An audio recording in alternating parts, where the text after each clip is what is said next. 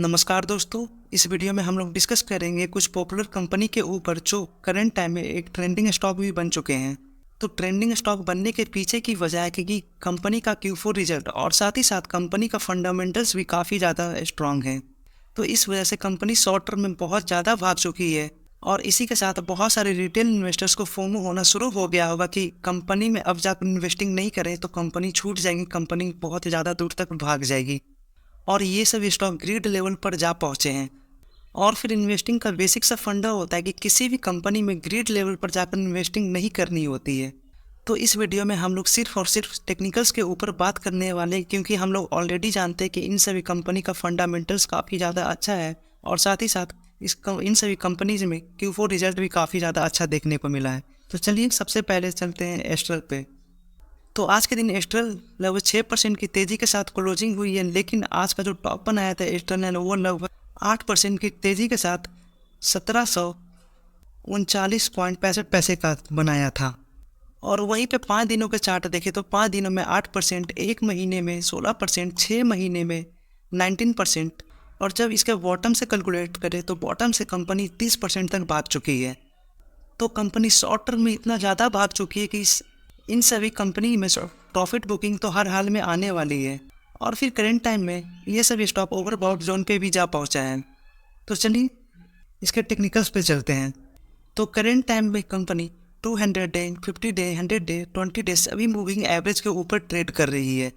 और आज के दिन स्टॉक बॉलिंजर बैंड को चीरते हुए बाहर निकल चुका है। तो कोई भी स्टॉक बॉलिंजर बैंड के बाहर ज़्यादा टाइम तक टिक नहीं पाता है। और साथ ही साथ आज के दिन एक मैसिव बाइंग भी देखने को मिल रही है। तो इतनी बड़ी कैंडल ये शो करता है कि आज के दिन बहुत बड़े इंस्टीट्यूशन या फिर बहुत बड़े इन्वेस्टर द्वारा पैसे लगाए गए हैं। तो एक सालों का चार्ट ओपन कर लेते तो ये कैंडल इतनी बड़ी है कि एक सालों में पहले कभी इतनी बड़ी कैंडल नहीं बनी है। और फिर कंपनी के RSI जो कि 85 पे जा पहुँचे हैं और मनी फ्लो इंडेक्स 94 पर पहुँच रखा है। तो ये दोनों टेक्निकल्स क्लियरली शो कर रहे हैं कि करंट टाइम में स्टॉक ओवरबॉट जोन पर जा पहुंचा है। और आप लोग पास्ट में भी देखो कि ये लाइन के ऊपर जब भी RSI क्रॉस करता है उसके बाद स्टॉक में बहुत मेजर फॉल देखने को मिलती है।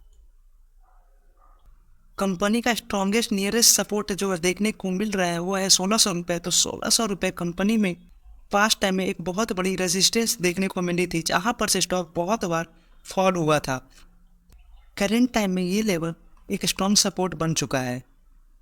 अब बढ़ते हैं अगली कंपनी की ओर, टाटा मोटर्स। तो आज के दिन टाटा मोटर्स में लगभग 1.5% की गिरावट देखने को मिल रही है और ये गिरावट मार्केट के क्लोजिंग टाइम में हुई है। और वहीं पर 5 दिनों में देखें तो 5 दिनों में 2.5%, एक महीने में 10%, 6 महीने में 23%, एक सालों में तो एक साल में भी 23%। तो टाटा मोटर्स 2-2.5 महीने में लगभग 30% तक भाग चुका है। तो शॉर्ट टर्म में भी ये कंपनी बहुत ही ज़्यादा भाग चुका है। तो टाटा मोटर्स भी सभी मूविंग एवरेज के ऊपर जाकर ट्रेड कर रहा है। टाटा मोटर्स का भी स्टॉक बॉलिंजर बैंड के बाउंड्री पर जाकर ट्रेड कर रहा है। और जब भी टाटा मोटर्स का स्टॉक बॉलिंजर बैंड के बाउंड्री पे पहुंचा है उसके बाद एक मेजर फॉल देखने को मिली है, जैसा कि आप लोग पास्ट में देख सकते हैं। तो ये घटना पास्ट में बहुत बार देखने को मिली है। और फिर कंपनी का RSI जो कि 74 पर ट्रेड कर रहा है और मनी फ्लो इंडेक्स 83 पर ट्रेड कर रहा है। RSI और मनी फ्लो इंडेक्स दोनों ही टेक्निकल्स बता रहे हैं कि स्टॉक ओवरबॉट जोन पर जा पहुंचा है और इस लेवल पर जाकर इन्वेस्टिंग करना सही नहीं रहने वाला है। तो चलिए चार्ट का पास्ट देखते हैं। तो चार्ट के पास्ट में ये क्लियरली दिख रहा है कि जब भी स्टॉक इस बाउंड्री लेवल पर आता है तो उसके बाद तो स्टॉक में गिरावट देखने को मिलती है। तो चलिए ऊपर प्राइस में भी देखते हैं। फिर उसके बाद इस फेज में स्टॉक इस बाउंड्री को टच किया था और इस केस में भी गिरावट देखने को मिली। फिर इसके बाद इस फेज में टच किया था और इसके बाद भी स्टॉक में एक मेजर फॉल देखने को मिल रही है। और फिर करंट टाइम में भी स्टॉक इस बाउंड्री लेवल को टच कर दिया है। तो इसके बाद भी स्टॉक में एक गिरावट देखने को मिलेगी। तो टाटा मोटर्स का एक मेजर सपोर्ट 500 रुपये होने वाला है। तो जब भी स्टॉक 500 या 500 के नीचे देखने को मिले तो आप लोग इसमें इन्वेस्टिंग करना शुरू कर सकते हैं। और अगर इस 500 का भी लेवल पर स्टॉक तोड़ दे तो उसके बाद एक मेजर सपोर्ट 450 का लेवल होने वाला है। तो चलिए अब अगले स्टॉक की तरफ बढ़ते हैं। तो बजाज फाइनेंस। तो आज के ट्रेडिंग डे में बजाज फाइनेंस में 1% की तेज़ी, वहीं पर 5 दिनों में लगभग 3.5% की तेज़ी, एक महीने में 13% की तेज़ी 6 महीने में 1.7% का नेगेटिव रिटर्न। लेकिन जब बॉटम से कैलकुलेट करें तो बॉटम से ये स्टॉक 22% तक भाग चुका है।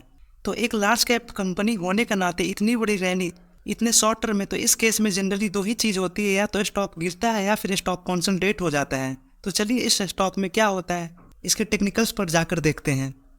तो बजाज फाइनेंस का स्टॉक 20 डे, 50 डे, 100 डे और 200 डे सभी मूविंग एवरेज के ऊपर ट्रेड कर रहे हैं। लेकिन 200 मूविंग एवरेज को तोड़े हुए बजाज फाइनेंस को अभी ज़्यादा वक्त नहीं हुआ है। तो बजाज फाइनेंस 75 के RSI पे और मनी फ्लो इंडेक्स 91 के RSI पे ट्रेड कर रहा है। तो जब भी स्टॉक ओवरबॉट जोन पर जाता है तो स्टॉक प्राइस में कंसोलिडेशन फेज देखने को मिलता है और उसके बाद एक गिरावट देखने को मिली थी। तो करंट टाइम में भी इस स्टॉक के प्राइस में एक लंबा सा कंसोलिडेशन फेज देखने को मिल सकती है। तो बजाज फाइनेंस का स्टॉक RSI और मनी फ्लो इंडेक्स से ज़्यादा अच्छा टेक्निकल्स बॉलिंजर बैंड दिखा रहा है। तो बॉलिंजर बैंड पे आप लोग देख सकते हैं कि जब भी स्टॉक बॉलिंजर बैंड को टच करता है तो थोड़ी सी कंसोलिडेशन है और उसके बाद एक गिरावट देखने को मिली थी। फिर इसके बाद इस प्राइस पर स्टॉक बॉलिंजर बैंड को टच किया था और उसके बाद एक बहुत ही शार्प फॉल देखने को मिली। और फिर इस प्राइस पे भी आप लोग देख सकते हैं कि इस प्राइस पे भी बॉलिंजर बैंड को स्टॉक टच किया था और उसके बाद एक मेजर फॉल देखने को मिली। और फाइनली करंट टाइम में भी स्टॉक इस बॉलिंजर बैंड को टच करते हुए आगे बढ़ रहा है। तो आने वाले वक्त में इस स्टॉक में भी एक मेजर फॉल देखने को मिलेगी। और इसी के साथ इस वीडियो को एंड करते हैं। Thank you for watching.